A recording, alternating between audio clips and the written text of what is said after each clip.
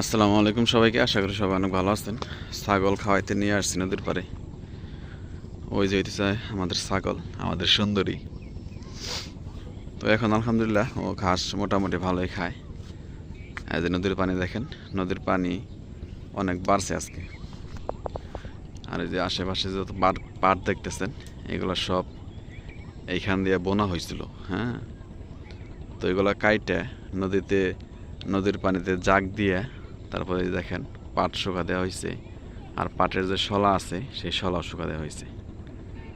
আমার ছাগলটা শুধু ঘুরতেছে, যেহেতু আজকে অনেক বৃষ্টি হয়েছে আর এখনও গুড়ি গুড়ি বৃষ্টি পড়তেছে।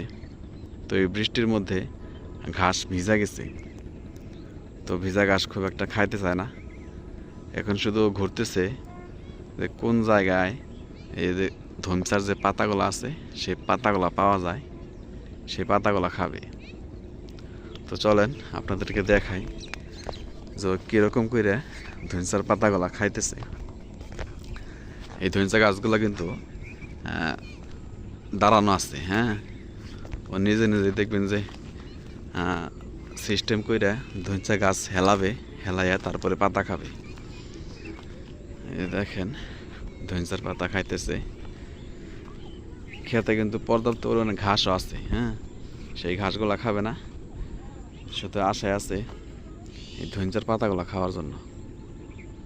দেখেন খেতে অনেক ঘাস আছে, কিন্তু সেই ঘাস খাবে না, শুধু ধনচার পাতা খাবে। এই হইতেছে আমাদের সুন্দরীর এখন ভেবানি অনেকটাই কমে গেছে।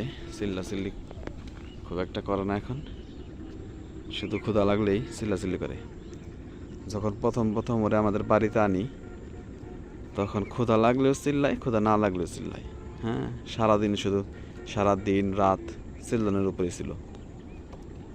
তো আলহামদুলিল্লাহ এখন ক্ষুধা না লাগলে চিল্লায় না। হ্যাঁ, আর রাত্রে তো একদম নীরব। রাত্রে ঘরে নিয়ে রাখলে মনে করেন যে সারা রাত শুধু ঘুমায়, একদম কোনো সারা শব্দ নাই। তো সবার জন্য দোয়া করবেন। আমার খামারের প্রথম ছাগল, ইনশাল্লাহ নিয়ত আছে আর কিছুদিন পরে ওর সঙ্গী একটা আনবো, আর একটা ছাগল আনার নিয়ত আছে। সবাই দোয়া করেন আল্লাহ যাতে ওরে বাঁচায় রাখে। তো সবাইকে অসংখ্য ধন্যবাদ যারা কষ্ট করে ভিডিওটা দেখলেন। সবাই ভালো থাকবেন। আসসালামু আলাইকুম ওয়া রাহমাতুল্লাহ।